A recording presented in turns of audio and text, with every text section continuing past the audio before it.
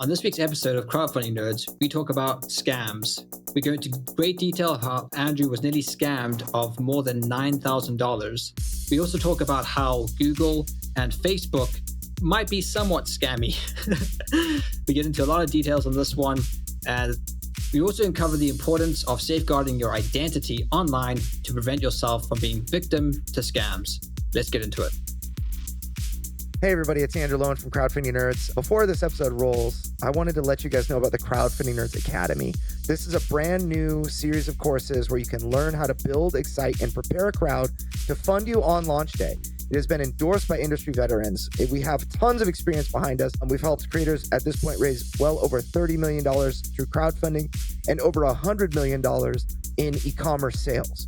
So if there's anybody that knows how to teach you to do this yourself, if that's your plan, it is us. You know, we spare no detail. We are very, very concentrated and purposeful in what it is that we share. So we're not going to be sharing any information that you don't need to know. Everything is essential information that you need to know in the order that you should know it. So we cover there are 3 different areas that we cover. First one is Facebook ads for Kickstarter. If you want to build an effective pre-launch following with a Facebook ad campaign that gets you funded on day one, that is the course for you. If you're looking to design a crowdfunding page that converts, this is the course for you. You know, you'll learn all sorts of things about how to effectively demonstrate your product, create a compelling offer that wins backers and things like that. And then our final course is email marketing for Kickstarter and crowdfunding. So you need a crowd in order to fund your project, and email is still the number one way to communicate with your customers, even in 2025. So in the course, you're going to learn all sorts of things about what your fans want to read, how to write to your fans, how to get 50% plus open rates, and how to reduce unsubscribers, how to actually convert your email list into backers. Between 10 and 30% of your email list should become your backers, and more. So we have 3 courses, one fantastic bundled price. You can get any one course for $399, which is normal price for a course is $700. So save 43% just buying one course. You can get 2 courses bundled for $599, or you can get all 3 courses bundled together for $699. This deal is good all the way through March 31st, and then it's going away. So come join us for the Crowdfunding Nerds Academy. You also get us, by the way. So if you have questions, burning questions, while you're actually absorbing this information, you can ask it, and we will respond in comments and things like that. So help your crowdfunding project reach its fullest potential. You can get up to 67% off and lifetime access to updates and things like that. This is your only chance to lock it in. Make sure to join us by March 31st at crowdfundingnerds.com/academy. Again, crowdfundingnerds.com/academy. Let's get back to the episode. Game begin. Let's go. You have my bow. Am I ad? That's awesome. Hey everybody, welcome to another awesome episode of Crowdfunding Nerds. I am your host, Andrew Loewen, and today I am joined, as always, by Sean. I feel like this is the first time I've done this. So You know what we could do, Andrew? We could just get AI to write text, and then we could record our voices and then get AI to read the AI text. And maybe that's what we're doing right now. How do people know that we're just not AI speaking? I feel like, I think that might be fun. You know, let's just see where the AI takes us. I have a feeling that it will be a very bad place if we're just like, okay, record my voice and figure it out. Like, we'll probably be assassinated by robots, and they'll use the Crowdfunding Nerds podcast to take over the world. I don't want to give them an opening. So, Well, there was that time where we developed the trailer for our Crowdfunding Nerds Academy, and there was a part I had to re-edit, but you were asleep because I was working here in the UK, and I'm in the future, and I didn't want to wait for you to wake up, so I just recorded I got a segment of your voice, threw it up on this AI program, synthesized your voice, and it was able to fill out just a sentence I needed for the voiceover of the trailer. So impressive and also scary. It's it didn't have quite the same level of energy that I would have had, but it was good enough. I'm sure nobody knew the difference, right? Yeah. So it's kind of terrifying. So on this episode, we're going to talk about something maybe related to that. We're going to talk about scams. Scams are scary. super scary, can be super scary, as can be super obvious and dumb, but are rather prevalent. And in regard to marketing, what we're talking about, just as a company, and the reason you should care about this is because they take money out of your pocket and make it useless. Now, there are other things we're going to talk about on the podcast in addition to scams, but things that you think might be scams but are not, and rather I'll say things that um, creators end up feeling like they're scams after they pay for them and don't get results and whatnot, that are actually not scams and can be useful and all of that. So we're going to get into that. We'll probably talk a little bit about our Crowdfunding Nerds course, which, or our academy, which launches today, and which I'm super excited about. If you haven't heard of that before, it's if you're looking to do this crowdfunding thing yourself, because you don't have the money to hire an agency like ours, you're going to be able to do it with expert guidance using our Crowdfunding Nerds Academy courses. And then when you make enough money on your crowdfunding campaign, you can hire us for the next one. That's the whole idea. So you'll learn So enough. crowdfundingnerds.com/academy. Yes, yes, yes. So, but anyway, let's get into. So that's the first thing that is not a scam that we're talking about. That's legit. But let's get into scams. Um, Well, you've had a bit of an ordeal this week, haven't you? So maybe you should start with the whole scammy business. yeah, it was the most sophisticated scam that I had ever been a part of in my entire life, and Well, you weren't a part of it. You were a fellow I victim. was at the center of it. So I was the victim of a scam this week, and thankfully, the end from the beginning. My wife was like Nancy Drew. For those of you that know Nancy Drew, Hardy Boys, she was Nancy Drew this week, and the little sleuth that figured out it was truly a scam, and I was rescued from this thing. But I was convinced. Like your brain makes shortcuts to make decisions, and whenever you reach this like moment of like this is untrustworthy, your brain, you kind of fall back on what you know to be true, rather what you've accepted is true. And if a scammer gets you to kind of, if they like reprogram your brain to say, well, this scammer that I'm talking to is actually a real police officer that I believe is a real police officer. Then when they tell, for example, which kind of happened to me this week, when they tell you something that seems a little bit coercive, then you're like, well, but they are a police officer, and so that's where scams can actually become very dangerous. Is when you think the person you're talking to is really that person with those qualifications that they gave you. That's when scams go from you dummy, I don't have time for this, to potentially losing whatever the scammer, whatever the scammer's after. In this case, it was $9,500 of Bitcoin that they were after. So, which is pretty wild. It's like, that's not even one Bitcoin. But anyway, yeah, that would have been pretty devastating. What? So they were so the scammers were trying to get Bitcoin from you. Yeah. So, and it was very, very clever. So it was not only was it clever, but it was very curiously timed. Meaning that there were a lot of coincidences that had made this, um, very real. Very real, very quickly. So anyway, I'll just share what happened. So what happened was I got a phone call on my cell phone from a no caller ID. The last time this happened, it was a famous actor that gave me a call, and it was no caller ID. So I answered it, which normally I usually let things, that if I don't have the number programmed into my phone, it goes to the message machine, because I just get too many spam calls, too many calls in general, and I'd never get anything done if I answered my phone all the time. So, which is, unfortunate. I like to be one who answers my phone, but if I program your name into my phone, it gets answered. It's like, oh, a client's calling, or oh, my mom's calling. Like, of course I'm going to answer. So anyway, so that was coincidence number one. It's like, oh, I'm going to answer because, this could be a famous star calling me back or whatever. And so the next coincidence was I received a federal jury summons that was, via.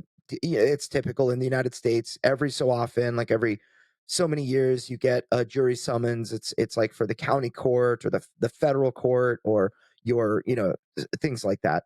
And as a citizen of the United States, it's part of your duty um to partake in these things. Doesn't mean that you're going to actually serve on a jury, but it means that you could be one of like 300 people in the room where the attorneys, um, for the prosecution and defense will eventually go through and pare down to their final few and select a jury. And it may be 4 hours of time that you might be sitting in there. It might be a couple of weeks, and that's really what nobody wants. Nobody wants to sit there for a number of weeks over a trial when you've got stuff going on. Like for me, I've got 7 children, I've got 2 businesses, I've got my life is busy just with those things by itself. I've got a household to run. I'm the sole income provider. A lot of the time, I would just get out of this by saying I'm the sole income provider for my family. I have 7 children and 2 businesses. They'd be like, yeah, you're crazy. So let's let you go. You can also kind of get out of these when it's like when you're a student. If you're a full-time student and a part-time worker, then that combination can get you out of these things. So anyway, I'm looking at Well, this big I can piece tell of you how I paper. get out of it because it's happened to me before. You kind of ask for a religious exemption because you usually have to Mhm. swear some kind of oath. And say, Uh-huh. well, it's against my religious convictions to swear oaths because Jesus said, like you quote the passage, Jesus said, do not swear oaths, let your yes be yes, your no be no. So I feel uncomfortable swearing an oath. And that usually gets me out of it whenever I'm summoned. Wow. That's pretty good. Um, So I wonder if that'll work that's here. yeah, that's another But card you they can usually play. bust out a Bible and they're like, "We'll swear on this then." And They get you to swear on the Bible, which is ironic because the Bible condemns the swearing of oaths. that's It's like funny. Yeah. Maybe I'll try that next time. But if my first go to doesn't work, so anyway, I didn't open this thing. One thing that I've heard that you can do is like I'm nervous to like to actually try it, but if you just never open the letters and throw them away, you just how can they prove that you received the summons, right? So anyway, I ended up this ended up getting thrown away. So just like I said, but not purposefully. It just ended up getting thrown. I didn't think much of it. It got cleaned up, and the mail, some of the mail got thrown away, and it's like whatever. So I get a call from these scammers that tell me and this was maybe a month ago. So now this call came in on Monday, about a week ago, where they said you had a jury summons that you were supposed to appear in court or for to be selected as a federal juror on the 25th of February, and you failed to appear. So, and they gave all of their qualifications, and it's like, oh, well, that seems plausible, which is coincidence number 3 or 2 or whatever. So I immediately was like, oh, that seems plausible. Did I really forget something? And the man introduced himself as a police officer, giving me a call, which, first of all, if we're being completely rational, there are signs of scams. There are ways that like police behave and whatever. They don't give you a phone call, like a courtesy phone call. Um, and they usually just, if you were to get arrested, they usually just show up and arrest you. They're not going to give you a heads up, like so you can run into the woods or whatever. Um, and so he said, "Look, I've got the U.S. Federal Marshals, which makes sense. He was from my local county, identified himself as an actual officer from my local county, and on the phone, which is sus number one. But I was like, okay, these things are plausible.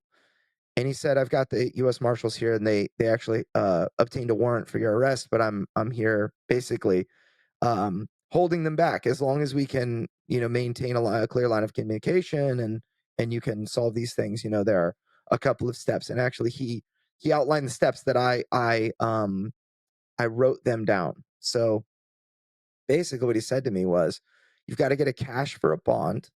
You've got to get to an FDIC insured kiosk to get an electronic bond voucher.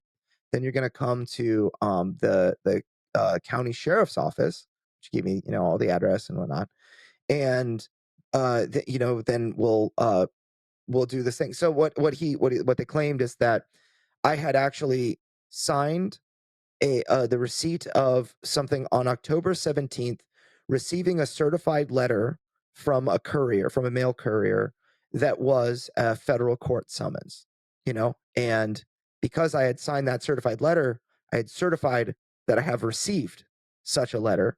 And so therefore it actually is binding. It's legally binding that I show up. Right. So that was their case. It was plausible to me. And I was like, well, I don't remember that.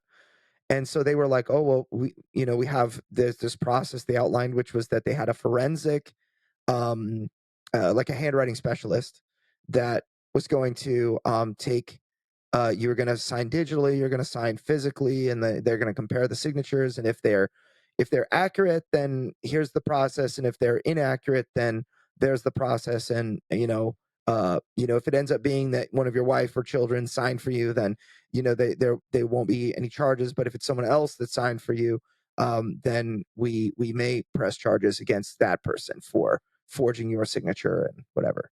It's like, okay. And then they asked me the first coercive thing, but they had established trust. It was like all of this was to explain to me about a very, very plausible situation in my head that could have happened. And they kind of got themselves on my side. They were like, hey, I'm doing you a favor by calling you so that the marshals don't act on their warrant. And then they started to tell me things that were very restrictive. For example, this process can be broken if you explain too much to others. So part of, this call is an automatic call. It will automatically be disconnected from the marshals if you explain too much to your wife. So they're telling me, I'm like, don't we have like the Fourth Amendment, which is you can't incriminate yourself by what your spouse can't incriminate you. They can refuse to testify. And all of that. Like we're kind of like one person in regard to, in the eyes of the law, and so I was like, well, that's weird.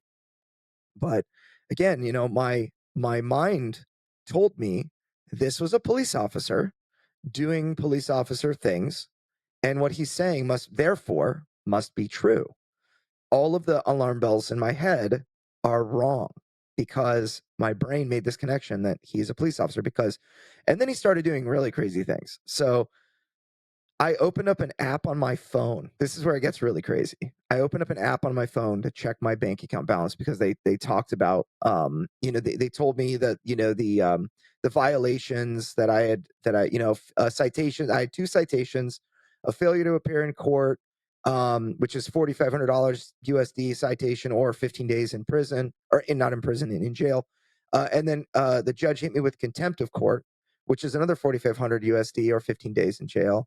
And there's a $500 processing fee, so it's total $9,500 bond, and that I would need. And like, okay, so a bond is like whatever the bond is, you need to put 10% of that on file and all that, so that's like $950. And so I'm like, okay, I can do this, and I don't want to get in trouble. And then the first real coercive thing that they said to me was, so we can proceed in a civil manner or a criminal manner. What would you, if we go civil, then you would pay your bond, and then we would set a court date that you would have to appear, basically to fulfill your jury summons. Or the criminal manner, the U.S. Marshals will pick you up and you will spend 72 to 96 hours in jail. Don't worry, we'll make sure that you don't go to the county prison. We'll make sure you stay in the local jail so that you don't get put in with the general population. I'm like, that's terrifying, right? Because I have 7 children. I don't want to get arrested at my house in front of all my children. It's like we homeschool anyway. Like, that's I already have a chance of being arrested in front of my children just because we homeschool. So I'm like, well, I don't want that. Again, all the alarm bells are like, but this is a police officer, because my brain had made this decision. And it's like, something I'm like, okay, well, I don't want that to happen. So we have to proceed in a civil manner. And I went on this goose chase for a few hours, told my wife, like, hey, honey, I have to head out.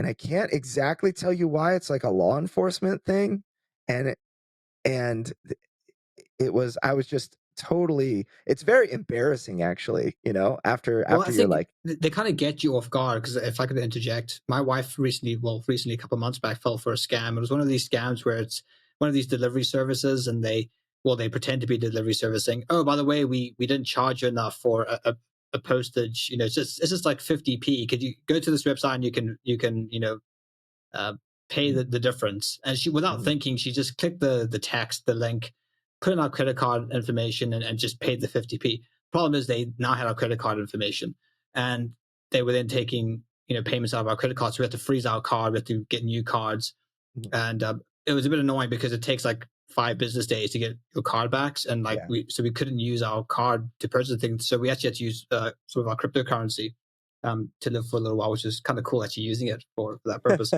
But so they kind of get you off guard, Mhm. Right. and you do it without thinking because she's a busy housewife. She's in the middle of Yeah. dealing with kids, and what she gets a text. It's the same with you. You're a Mhm. busy business person. You've got lots on your plate. Yeah. This drops on, like, oh no. And so like they do it intentionally, and like they Mhm. are professional scammers, so they do this full time. Yeah. So then comes the part where I really got freaked out. I forgot, I kind of skipped over something that happened that was like really solidified. Like, oh my goodness, they actually know what's going on. So they told me that they have GPS tracking, that they know exactly where I am and that kind of thing. And that I should not open any apps without their permission, that could cause the call to be disconnected. And I immediately opened up my banking app to see how much money I had in there to see if I could pay or whatever. And they freaked out. They were like, whoa, whoa, whoa, whoa, whoa. You got to ask permission before you open up apps. And that freaked me out because they actually saw what was happening on my phone. Now, as I reflect back on this, it may have been something that they, kind of like I don't know, Pre-programmed like response. It's like, don't scratch not your a nose. pre-program, but something that they identified from what I said rather than from what I did. Mm, But I'm like, I probably hit the app. I'm like, all right, I'm checking my bank account balance now, and they're like, whoa, whoa, whoa, you got to watch out, because they're like, well, this guy obviously opened up the internet or opened up the, something on his phone, right? And so that actually, I didn't realize that they could have taken cues, right? Kind of like you said, like they're like that prescripted, pre-programmed, freak out. It's like at the earliest possible moment to make sure that it seems like they actually have access to the phone.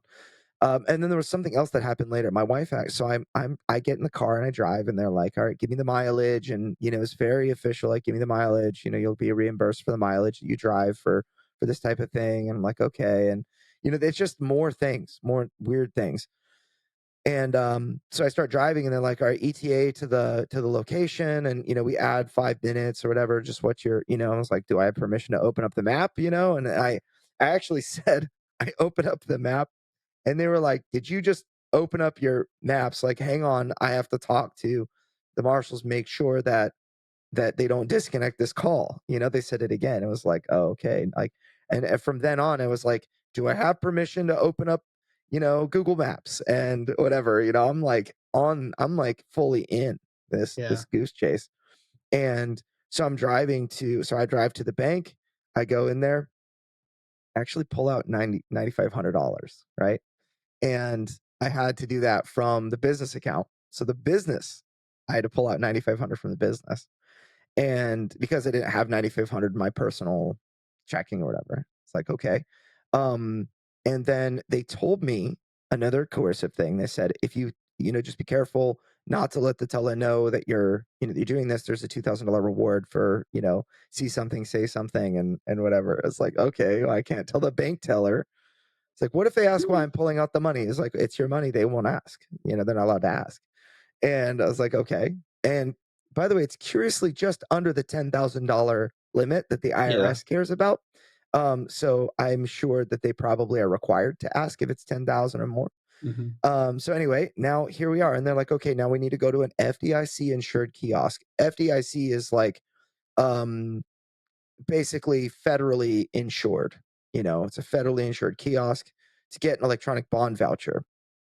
And so they're like, we have 2 locations you can go to. You can either go to this location here, or like it's like it was like some sort of market, and it's like a federal land. So we have the kiosk there. You can also go to this vape shop, which is governed by ATF, which is alcohol, tobacco, and firearms. And there's a kiosk there as well. Again, because of the federal relationship. And I'm like, okay, I guess the vape shop is 11 minutes away, so I'll go there. And the FDA, so I get there, and then I walk inside, and I'm like, well, I have this like, 9,500 of cash in my pocket, like inside this envelope. Somebody could have been there to like shoot me in the head and take $9,500. Like, this is real sketchy, right? And so here I am, and this is like, an hour and a half of time, or almost 2 hours or something like that. I remember I got the call at like 10:15 in the morning, and now it's like, and all this was over by about 1 o'clock. So I'm at this place. I'm like, well, first of all, this is like sketchy because it's a vape shop. And like, I'm at a vape shop. I'm in this place that's like, and this, by the way, this is true, 100% true, not exaggerated at all. Like, in fact, if anything, it's downplayed a little bit.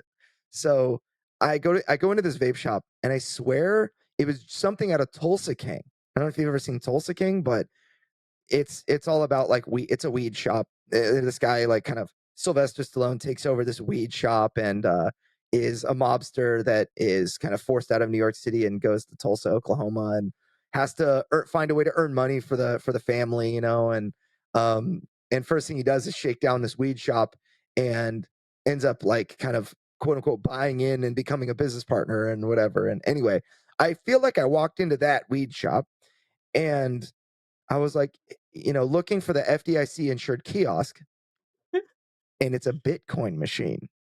It's a Bitcoin Okay. machine at this place. And I'm like, okay, all right, this is very, like, the alarm bells are so strong that I'm like, I walk into this place. It's 2 people working that are clearly high out of their mind. And I'm like looking at this Bitcoin machine in the corner. This is not an FDIC insured kiosk. This is a Bitcoin machine. And I know how crypto works. Like, you send crypto to an address, it's untraceable, unrecoverable, and that's the end of your money, right? No, it is traceable. Bitcoin's traceable. Oh, That's okay. its greatest weakness, is that its ledger is completely public and traceable. Wow. So, But it would be unrecoverable if you sent it. You can't get it back. right. So, okay. So then I'm like, so this is where the delays begin. So my alarm bells are so strong that I'm like, all right, even a police officer who I really believe is a police officer, I do not want to send Bitcoin. Like, I'm not gonna send Bitcoin, because then it's like, what if it actually is a scam, which was always in the back of my mind. Like, what if this actually is a scam? I'm out 9,500. Yeah. And this is not the normal way that I know these things are handled. So all the alarm bells, right? So in the middle of this, my wife is calling people. She's freaking out. And there was coincidence number 4 that was just really, really tore at me. She had been texting me saying that she's going to call the police if I don't call her back and she hears my voice and whatever. She seriously thought that I was going someplace to get like axe murdered. And and so Moral of the which I would story: have been. listen to your wife. Yeah. Moral of the story: always talk to your wife, right? So And don't answer your phone. That's what I'm learning from this. Don't answer your Yeah. phone. Listen to your wife. Yeah. So we've spent a long time on this story, but the conclusion of the matter was that they were sending me information that just seemed so sketchy. And there were 2 other things that happened, like, coincidence wise. I was like, I don't, prove to me that this is actually that you're calling from Como County Sheriff's Office. And they were like, okay, I'll have my captain call you on the actual line. And they did. They called me on the actual Como County Sheriff's Office number. And it showed up that way, but you can spoof numbers. So, but I'm like, well, I guess you did. and the captain was talking to me as a different person, right? This is why you shouldn't use two-factor authentication that uses mobile phone numbers, because they Mhm. can be subject to man-in-the-middle attacks. Yeah. Wow. So now then there was the last coincidence. My wife sent me this text message that was like, I'm gonna call the police if I don't hear your voice, which I took which I actually misread. I said, I have called the police. And they started telling me, your wife has called a couple of times, and we can't give her any information, but she has called a couple of times. I know she's very worried. And I actually sent her a text message that was like, don't worry, everything's okay, blah, blah, blah, blah, blah. Like everything's okay, which was the thing that caused her to realize that I was being scammed, like for sure.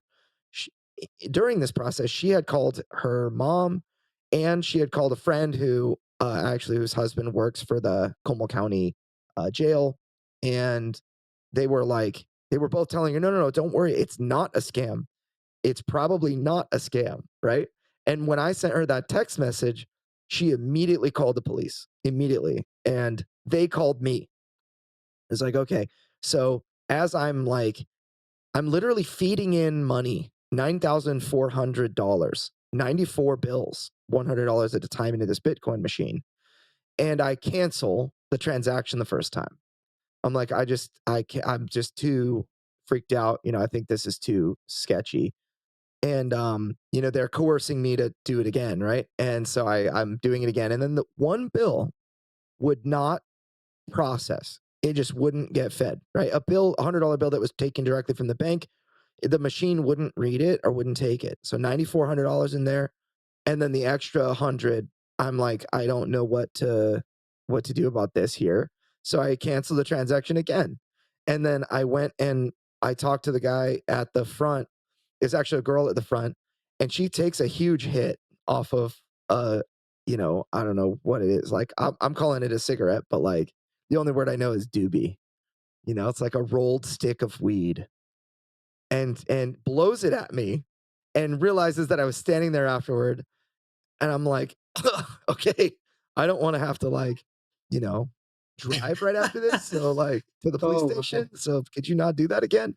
And can you change $100 bill? And they're like, oh, sorry, man, we just turned in our cash, and they didn't have $100 in change. And I was like, well, do you have some CBD products that don't have THC in them, so that things that you can rub on your joints so that your joints feel better and whatever? And they're like, no, we have there's the some, brownies, man. not here yet. Yeah, it's like, dude, did you just decide to buy that last week and then the shipment was delayed? Yeah, right. Like, you guys just make all your money selling weed, just be honest. So I literally traded $100 bill for $60 in change. I was like, keep it as a tip. I don't know what to tell you. Like, is there anything that I can buy? I don't smoke or anything like that. Is there anything that I can buy that does not involve smoking? And there literally was not anything that I could buy. So that was my $40 that I lost, was there. And the police, To a noble establishment that probably needed it. right across from a really, really sketchy series of old houses. So, it was just a total sketchy area. And so my wife had the police call, and the woman answers, and I'm just like, hey, I'm getting another call from the sheriff's department, and they were telling me, oh, no, no, don't worry about it, it's blah blah blah. I'm like, oh no, it's okay. I'm just gonna switch over real quick, and they're telling me not to. And I just switch over because it's the same number, right? It's like, why would I get in trouble for putting the real police officer on hold to talk to his department? And the lady was just like, is this Andrew Loewen? I was like, yes. She's like, it's a scam. Like, okay. Okay. So, yeah. And, well, that was close. That was close. Yeah. I guess my wife she had me on GPS, because our phones are linked up. She had me on GPS, and she actually had a friend come and look to make sure I wasn't dead in my car with a bullet hole in my head. And it was crazy. So it's the most scammed I've ever been in my whole life. And so everything ended up okay. But holy crap. And I know recently I was trying to give you a gift of a VPN because I have have so many seats and there's some extra ones, and you were kind of saying, well, I don't know what the purpose of a VPN is and why one should use it. But a lot of privacy tech is designed to safeguard your identity, because the reason these scammers could have such an effective scam is because they had so much data on you. They obviously had your number, they knew your Mhm. name, they knew your location because they were able to call the police. They obviously had checked some type of record of the Yeah. courts to know that you had a legitimate summons. So because they knew all that information about you, they were able to do a very effective scam. And that's one reason Right. why you want to safeguard your identity by using privacy tech and Hmm. being on top of these. And I think it's also Yep. helpful you have some idea of what Bitcoin is, because Hmm. you understood that, yeah, once you send it, you don't receive it back. So that there was a little bit of a safeguard there. So understanding some of this tech is also quite important when it comes to safeguarding yourself from these types of scams. Right. Yeah. I always wonder, like I have, oh, and by the way, the first thing I did was I went to Best Buy's Geek Squad and had them wipe my phone just to make sure that it was done correctly. They wiped my phone and we reinstalled my numbers and stuff like that. And just broke every connection to every sketchy thing, and yeah, so we took a couple of other additional safeguards just in case. And But it's also important to know, because if people are running Kickstarters, you could become a target for scams, because yep, people now know, yep, oh, this creator has just got a bunch of money into their bank account because they've just finished a yep, Kickstarter, and yeah, you could become a target for the people. So safeguarding your online identity is really, really important, particularly if you're running a Kickstarter, because you can become the subject of an attack. right. And my number is out there, rather not my cell phone number, but our company line is out there, and you can get to me eventually from that number. And so if you were motivated, you could talk to me, right? And which I'll send it to voicemail, but then if it's a legit client, I'll call them back, right? Or if it's a potential client. So anyway, yeah, and that's kind of why we're talking about scams. So I'm telling you guys like a quite an embarrassing story, but maybe you guys can resonate, maybe you can't, maybe you're like, that guy's an idiot. And I was, for I had I have flashes of brilliance and I have flashes of stupidity. And I'm sharing what really happens. Like, this podcast is all about like the real stuff, right? So as a crowdfunder who's raised, well over $800,000 on Kickstarter, um, and a business owner and all of that, raising money that cash flows every month to pay payroll and all that. I mean, I'm kind of a juicy target for Hmm. low level scammers. I'm not quite to the level where the Republic of North Korea wants to get my attention, or the hackers over in Russia or Iran or China care about me. I'm not quite that big, but small scammers, they'll do like detailed reports and write ups and things like that so that they're very prepared for me, and because that's the level that I'm at.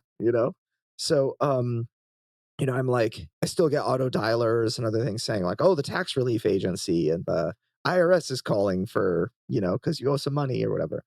um and as like a Kickstarter creator or a crowdfunding, game found, Kickstarter, synonymous in the way that I'm referencing them, you are going to get people scamming you for some of your money. And these are oftentimes more likely to be things like, Marketing we will give you services. exposure. Yeah.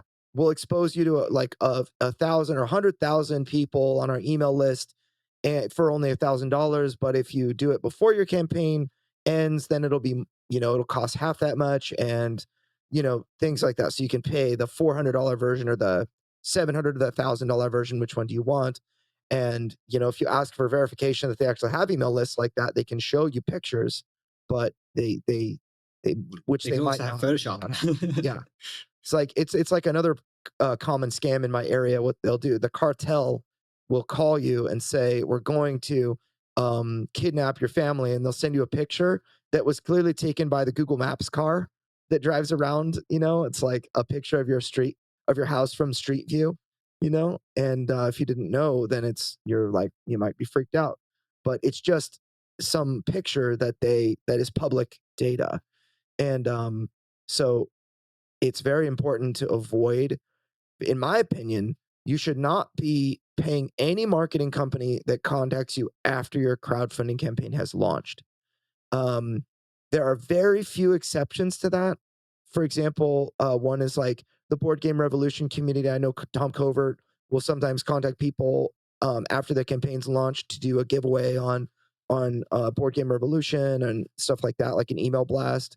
Um, so certain things like that are legit, but anything that makes it into my Kickstarter messages, ignored. I ignore them. Mhm. They have to be able to contact me some other way.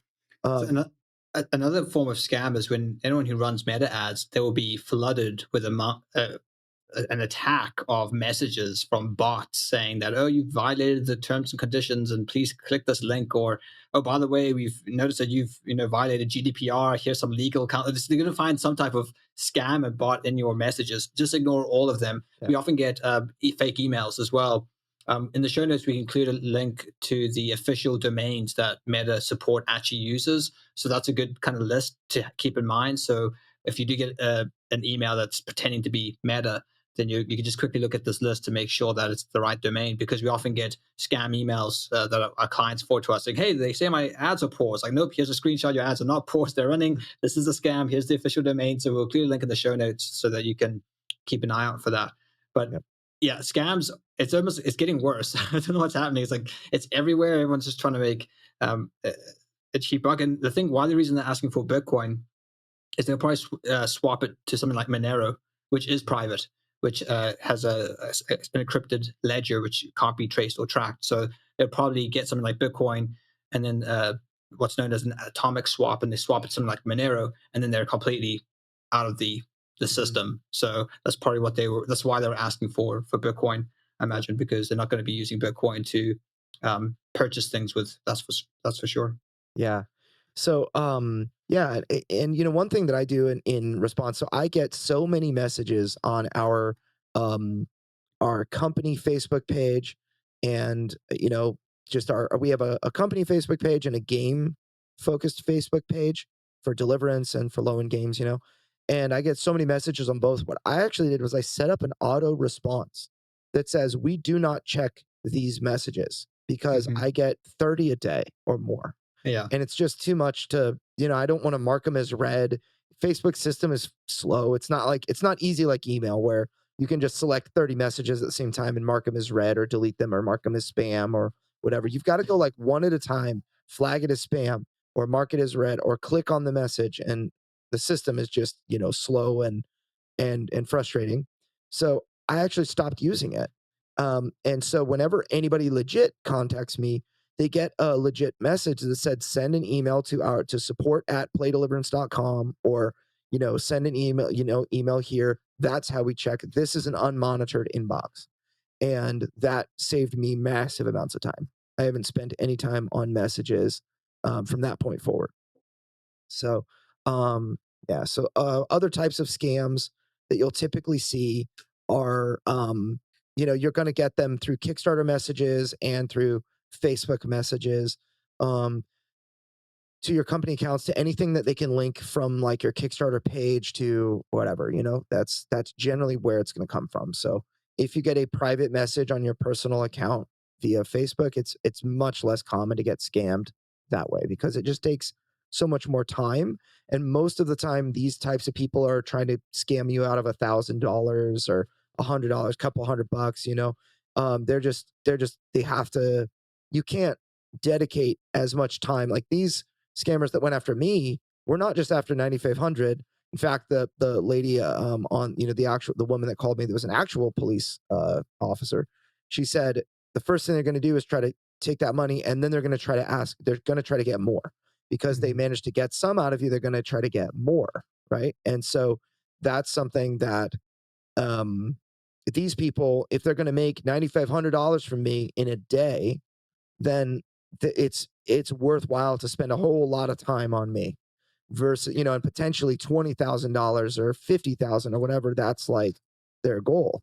So it's so much more money per individual, so you can spend much more time targeting. But for people like just targeting using bots and whatnot, if you're only worth potentially a shot at $400, you're not really worth spending all that extra time getting to know you and building a profile about you and stuff like that. It's crazy how, I'm famous enough that people are like really, really trying to scam me. You know?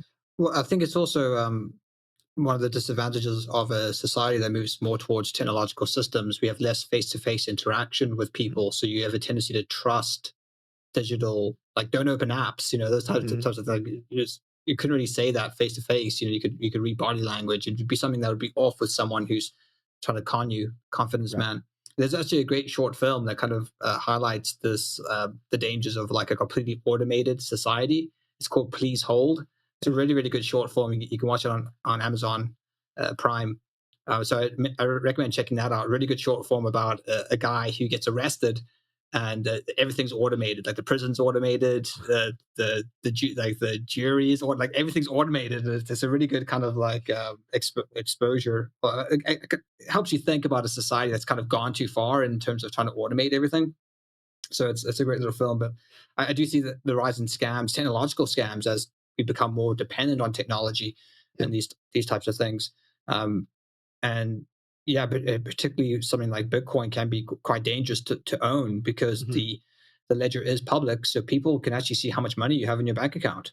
Yep. So if you have a lot of Bitcoin, you can actually become a target for attack. It's called the $5 wrench attack. What it's on to do is to kidnap you, tie you up to a chair and get out a $5 wrench, and just whack you with that a couple of times, and you're going to give them your book. Actually, it reminds me of a scam that was done actually using Google. Uh-huh.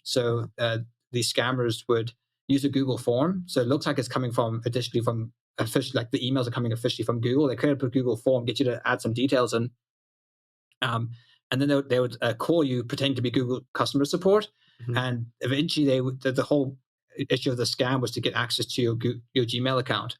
And once they get access to your Google account, they have pretty much access to a lot of Your people's, bank like, accounts, like everything. reset all your passwords and all that. Well, what they would try to do is get into your Google Drive, because they would target people who they knew had Bitcoin, and Mhm. often foolish people would uh, Keep their sto- passwords and keep their things. seed, which is their kind of master key to their Bitcoin wallet, on Google Drive, unencrypted, which is crazy.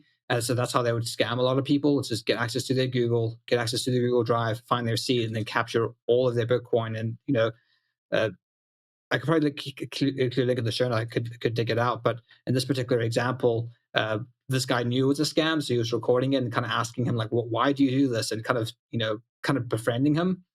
And he was just saying how he had stolen hundreds of thousands of dollars, and that they're on their ways to being multimillionaires. And they're young kids living in California doing these scams. Uh, so it's wild, the kind of dangers that can happen when I think you don't safeguard your identity, and yeah, they catch you with these very sophisticated scams at the wrong time. Mhm. It's pretty insane. So now things that are absolutely scams we've talked about, ways to kind of protect yourself. One is ignore things. Um, just ignore things. My dad actually, he told me, he gave me the advice. He said, you know, if somebody's threatening to send U.S. Marshals, say have them come over. Have them arrest me, and you hold your gun, and because this is Texas, and we've got all sorts of those. And if somebody knocks on your door, you ask, you say you can't come in, give me your badge, and then uh, when they give that to you, you call it in. You call the police and you verify that this is an actual police officer and whatever before you that kind of thing. So it's just that doesn't happen, right? That type of thing just doesn't happen.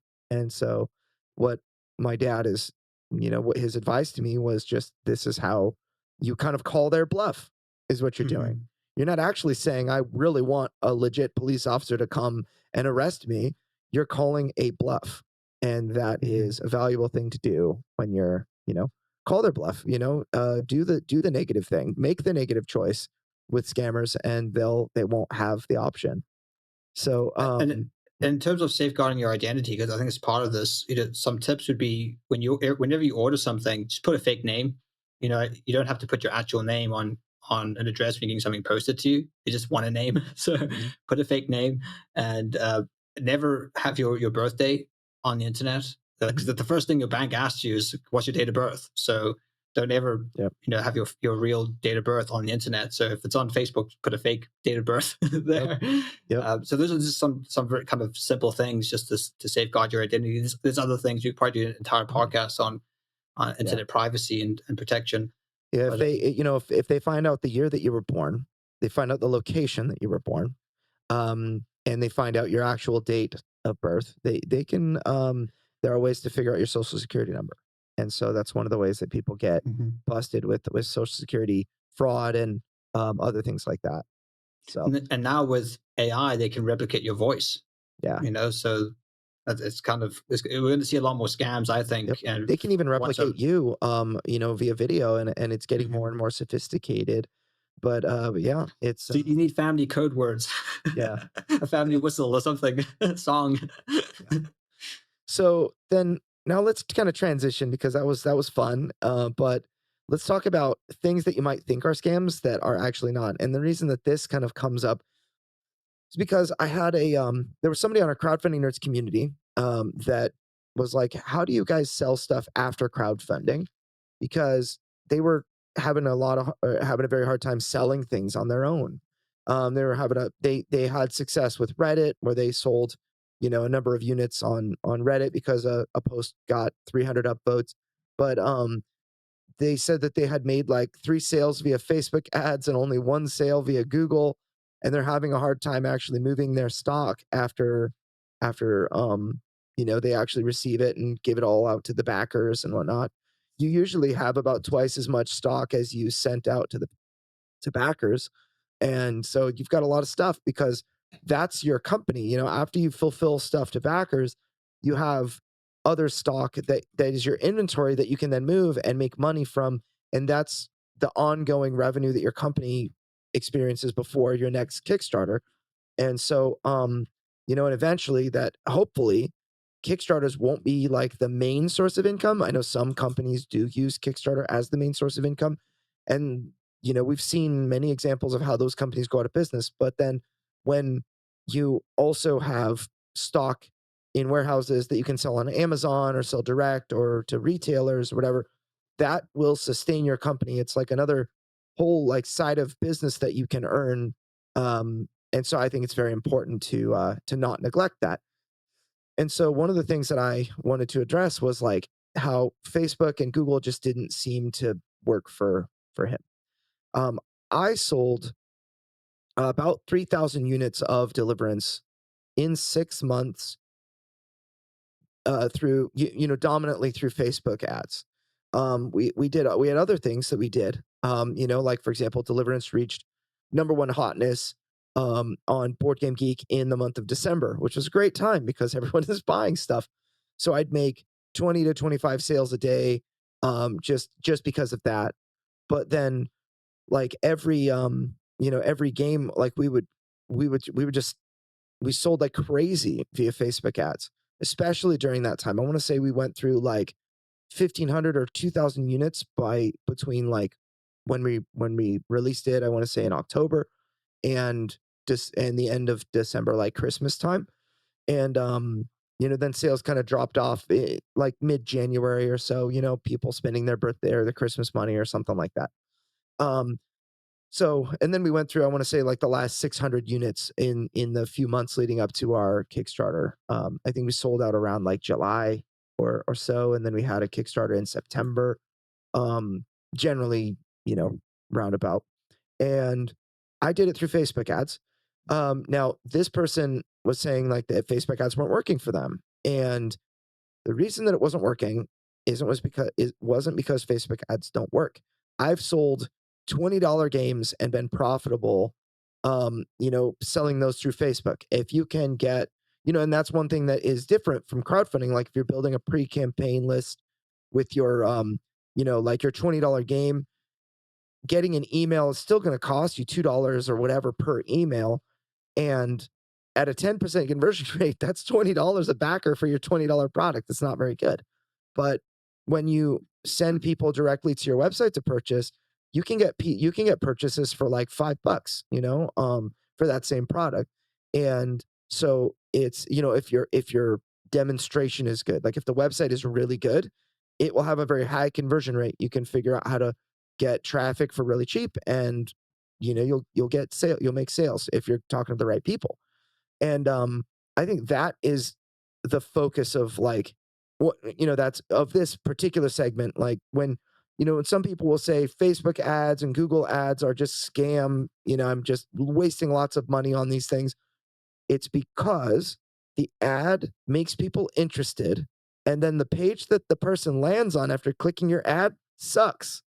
So of course you're not making money because that page is not converting people to buyers. Let me interject because little pushback. Okay. It is possible that Google and Facebook are scamming you. Because they liked to, for example, Google, when you open a Google account, it's going to give you an option. Do you want to do a smart Google campaign or want to do a manual Google campaign? And their smart Google campaign, you could probably write it off as a scam. It's going to try automate a lot of the processes which shouldn't be automated. They put too much emphasis on machine learning and AI, and really you're just going to be throwing mud at the wall, hoping that it sticks. And it's largely, I would put it under a partial scam. I don't know if it's a full scam, but it's just not something. If it's not working, it's not something. A smart campaign is not something you can fix. It's just going to be broken forever. I have had one particular client in which a smart campaign crushed it. It was a plumber, and they were like running a smart campaign, and it was working. And I was like, okay, let's just see what we can do. And it was like, oh, I can really do nothing. I can really do nothing extra. So let's just let it ride. And then as long as you get phone calls. One of the dangers with Meta is that they have moved increasingly more to enabling AI features and hiding. They've actually changed their interface to make it even harder for you to customize and manually tweak and monitor your ad account. We actually had to update our course because they've hidden some menus that you actually need to uncheck. So I think for a lot of people who are starting out, they're like, people have told me to use Facebook ads. They jump in, they just set it up, and they don't know all the knobs and things you have to turn off in order to make your ads optimized. So unfortunately, in Meta's attempt to try and automate or make it easier for people to use Meta ads, they've actually done the exact opposite. You need a professional now more than ever to run your Facebook ads because they've got all these hidden menus you have to turn off, all these AI functions you have to switch off, which literally wreck your campaign. Like there are things that are just not going to work. So one example is just like they automatically put music on your ads, and the music's always garbage. It's never going to convert. And if that ad ever gets shown with that music, it's not going to convert. It's not going to interest. It's probably just going to harm your brand, and you're going to be wasting your money. And I think that's part of maybe their scam. I use light words, is that they want you to waste money so that you have to spend more money to get results. And because it's doing all this AI mumbo jumbo that doesn't make conversions. But if you can narrow it down to what using your superior human brain, narrow it down, you can really get rid of a lot of that extra ad spend in order to optimize those systems. So I kind of push back. I guess I'll say touche that I partially agree with you. We need gloves so we can slap each other. I know. So the reason that I think what Facebook and Google are doing, I wouldn't exactly call a scam. I would call it taking advantage of naive people that and with a much lower chance of success, because someone naive would have a 0% chance of success. Then maybe with these automated tools, at least we can bump that number to like 10% of those people, which is still a horrible result. Which is actually why, I mean, if you're going to do this yourself, just use our courses, please. If you can't afford our services, please get our courses. I think another thing about our course, you actually get access to us as well. Like, we will respond to your comments in the comment section of the course. So if you do run into a snag, you can at least send us a message and we'll get back to you. But I think another thing we need to address as well is the at the end of the day, the ads are all about making money, conversions. That's the only thing you're trying to optimize your ads for. So it's not about clicks. It's not about reach. It's not about likes. The only thing that really matters at the end of the day is sales, because a lot of that stuff can be faked with bots. And we know that there is a problem with bots on the internet generally. And this includes Facebook and Google and YouTube. There's a problem with bots. And you know that there's a problem with bots because if you ever use a heat map, you can see that, oh yeah, it's getting lots of clicks, and you look at the Mhm. heat map, it's like there's just like one spot where it's like really bright because and it's like on some random part of the page because the bot has been trained to kind of click the ad and not do anything, just leave and maybe click one particular part of the website. Yeah. So You know, there's a problem with bots. So you have to be careful of that as well. yep. Yes, that's true. And Google and Facebook, they do have systems that generally restrict bots or clicks from the same IP to like once a month, once every 30 days, it'll actually charge you. But they do have like certain times bots get through and they figured out it's bot traffic, they refund you, and it's usually only like a few cents. You're not spending dollars on those things, you're spending pennies on those things, or pence, I guess, on those things, right? Um, but there was something that I created the most marvelous ad I've created in my entire life, which was this Crowdfunding Nerds Academy course ad that was based on the meme of the horse drawing. I don't know if you guys have seen this or not, but like if you see our Crowdfunding Nerds ads on Facebook, you'll see this drawing on it's like a drawing, a sketch of a horse that looks really beautiful on the left third, and then the center third it gets like more and more shoddy craftsmanship, and then on the right it's like a 5-year-old finished the drawing, and on the left was like your board game design, and it's beautiful, and then development and play testing in the middle, and it's like going from beautiful to shoddy, and then your marketing just looks horrible, and it works beautifully. In fact, I'll say, just from yesterday and today, I want to say we're getting our let me look at the campaign, we're getting leads Yeah, at like $18 a piece. It's really well, good. it's Yeah. about $6 even on one Yeah. of them. Wow. Yeah. So we're optimizing and everything. It should be even better. But it's a good return, because if 10% of those people convert at, let's just say it's at $18 a lead, it's $180, but they're buying a $400 to $700 package, which is excellent. But what I found was crazy. I published the ad, and here I am, like Mr. Expert marketer guy. And I see the ad, and it is not the text that I put there. I'm like, wait, what did I do? What what went wrong?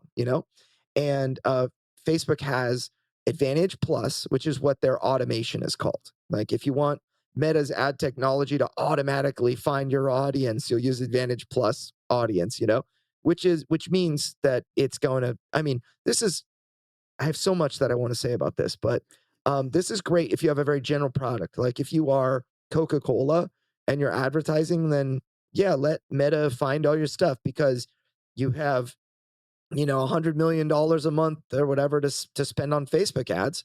That is really who Facebook is doing this for: large scale advertisers, and which have massive ad agencies anyway.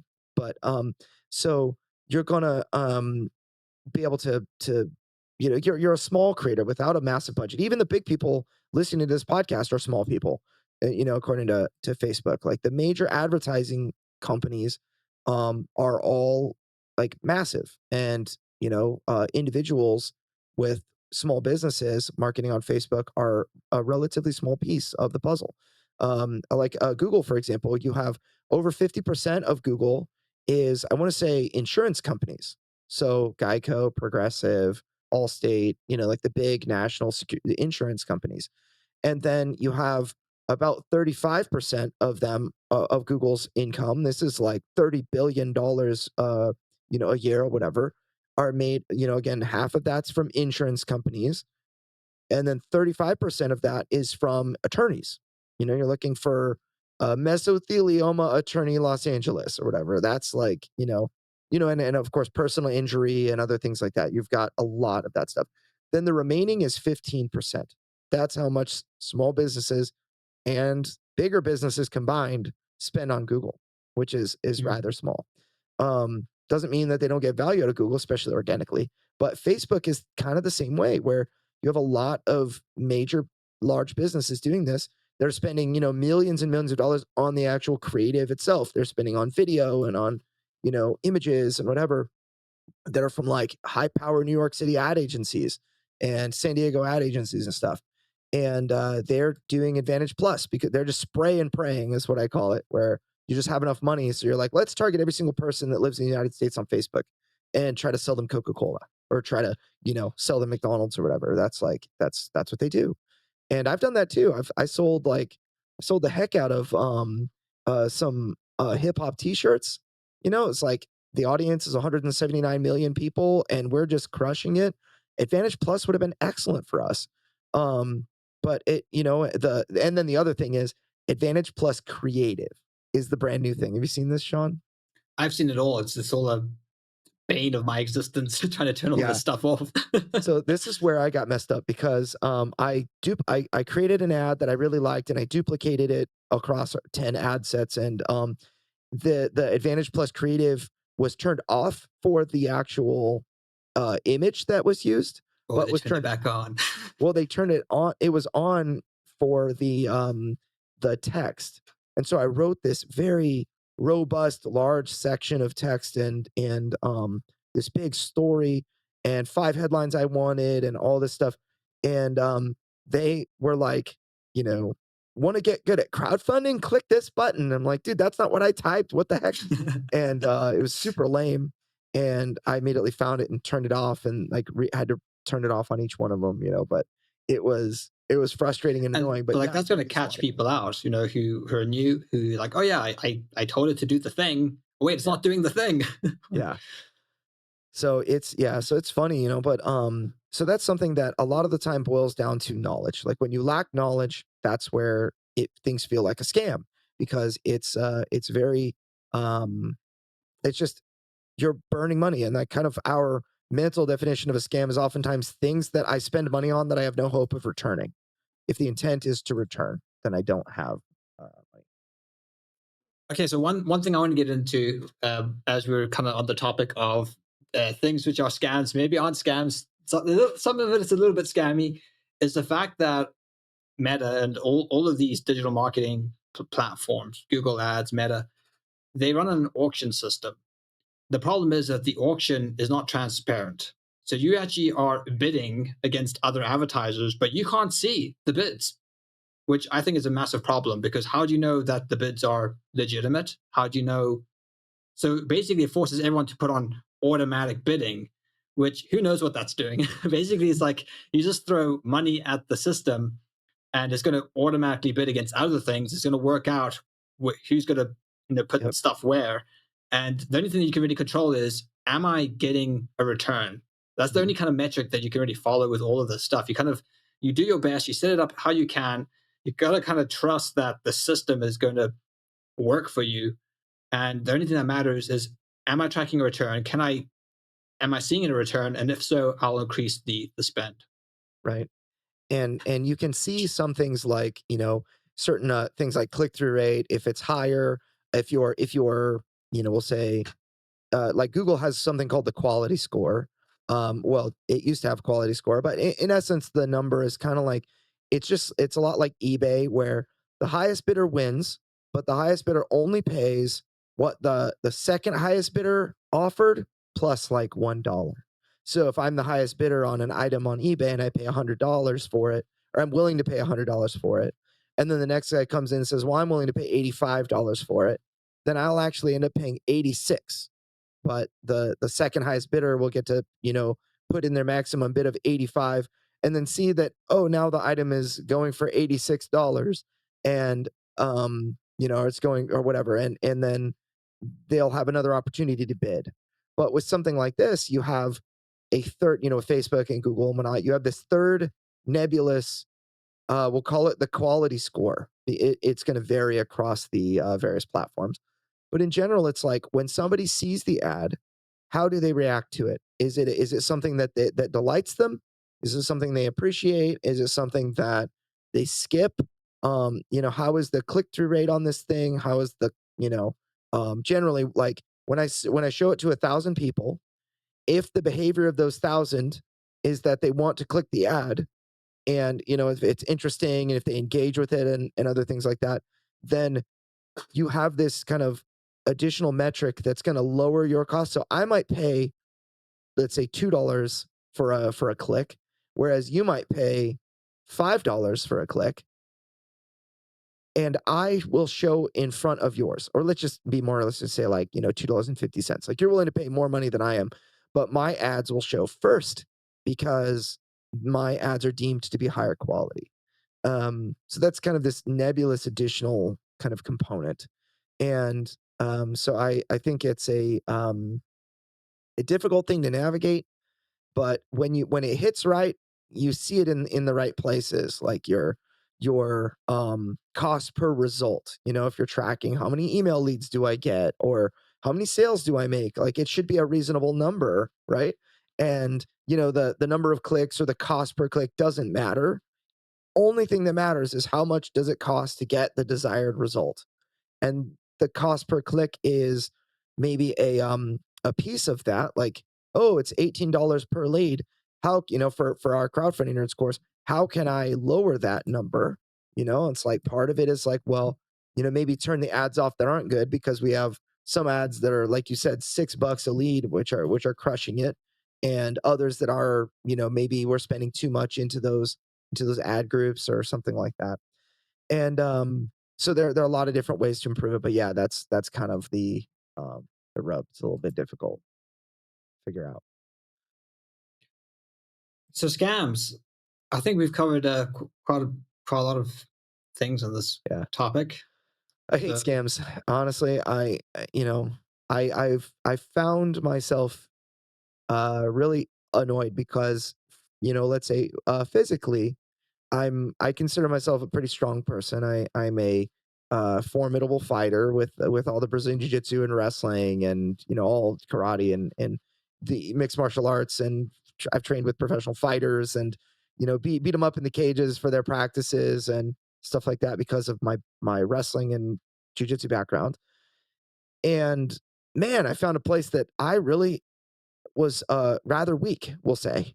And the mind is where I think the majority of battles are won and lost, yeah. right? And I found a place where I lost, and Well, I just thankfully, you know, I was rescued, right? What were you yes. saying? Yeah.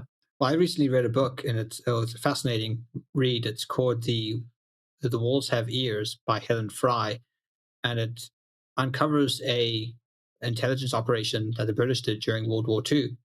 So when they captured German prisoners of war, particularly generals, they brought them to England, and they, instead of torturing them to get intelligence, they actually did the exact opposite. They pampered them. They brought these generals to a place called Trent Park, and it's called an M room, and they had hidden microphones all over this building, and they kind of treated them to like a gentleman's club. They they kind of invited them in. They were walking the grounds. They had the finest food. They were drinking,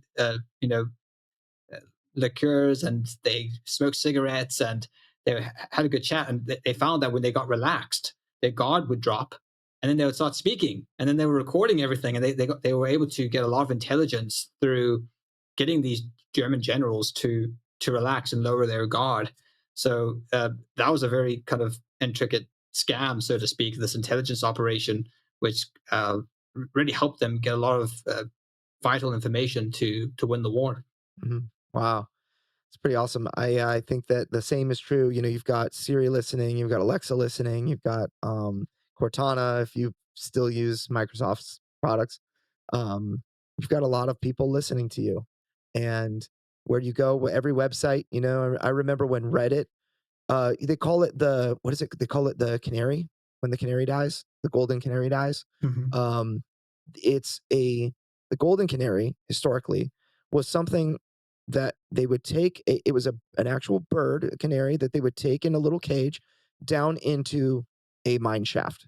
The mine workers would take it in the mine shaft and walk with canaries. Every group of miners would have a canary, and the guy in the front would hold the canary. And if the canary died, it meant that there was poison gas that they were breathing in. It just kills canaries very quickly. And they knew, get out of there, because there are pockets of poison gas that will kill them, carbon monoxide and other things like that miners have to deal with. And so they knew, get out of there and make sure that that tunnel gets cleared out of poison and whatnot, or don't go that way, right? And so the canary applies to the internet with websites that have a terms of service. They will say this website does not share information with the United States government, or something to that effect. And when the canary dies, that line disappears. That's and Mhm. and when that happened on Reddit, I want to say this is back in I'll totally get the year wrong, 2010 or 2014 or something like that. Just real long When time Aaron ago. Swartz died, probably. Yeah, maybe.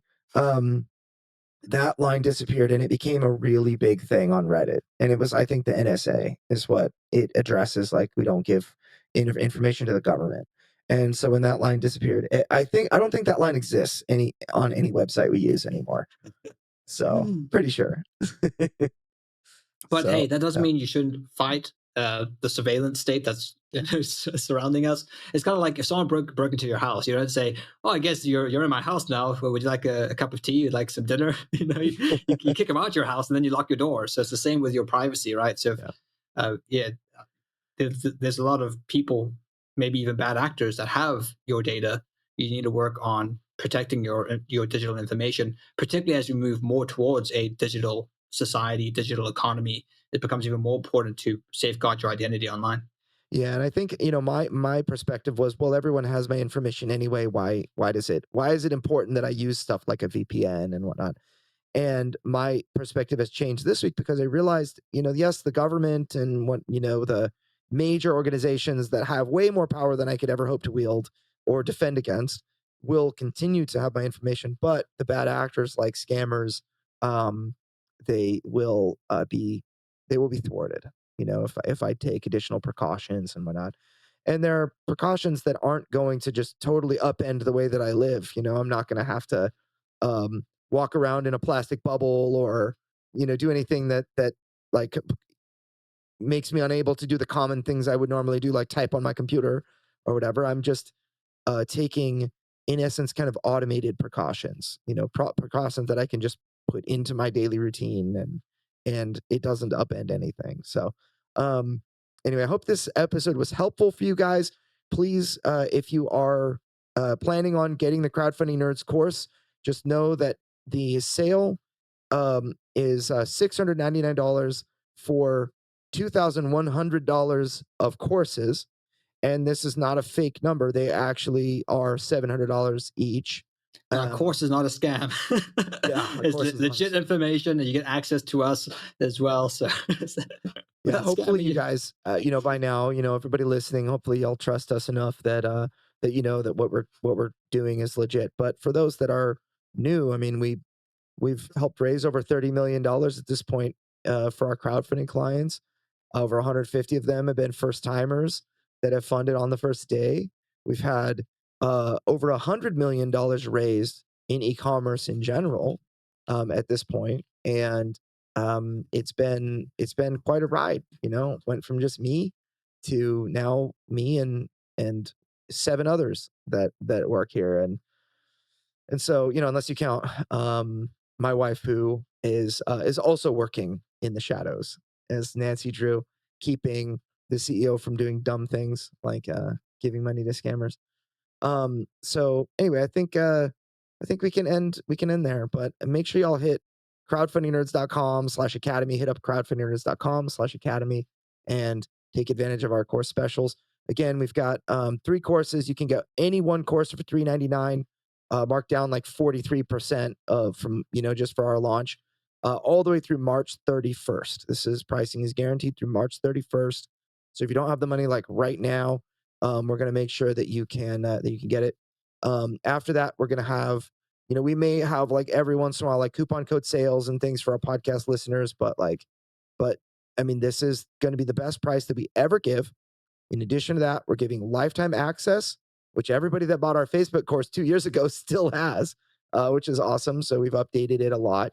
Um, and, because Facebook has changed a lot over the last 2 years. And then, we've got lifetime updates as well. So we do plan on looking at these courses, updating them as information becomes available. We'll make sure that we take a serious look every single year at every one of our courses.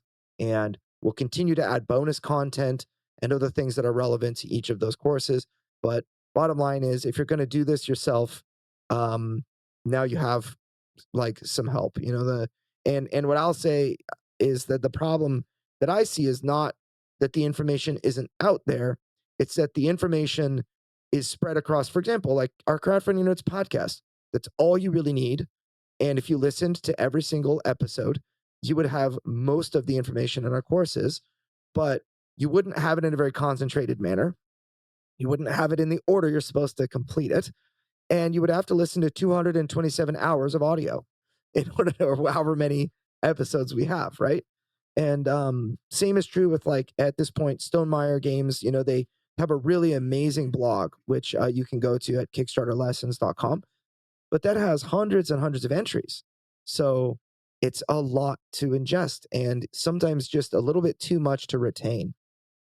So to get an exceedingly concentrated dose of exactly what you need to do for email marketing, for Facebook advertising, and for a Kickstarter page design and optimization, those three things are exactly, it's just so helpful. Like the three most important things that we see people, where we see people fail, where they really, really need to succeed. That's those three areas.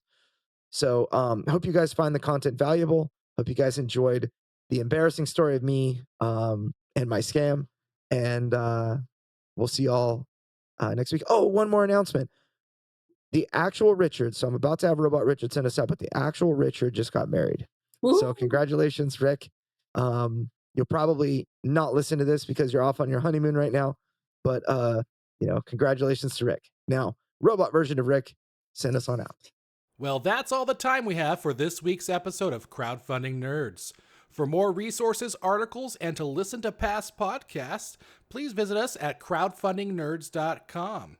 And if you have a crowdfunding question, we also have a page on our site where you can send a message directly to us. Please visit crowdfundingnerds.com/question. And if your question is a great question, we may include it in a future podcast. Thank you all again for listening to this week's episode, and we'll see you next week. Stay nerdy.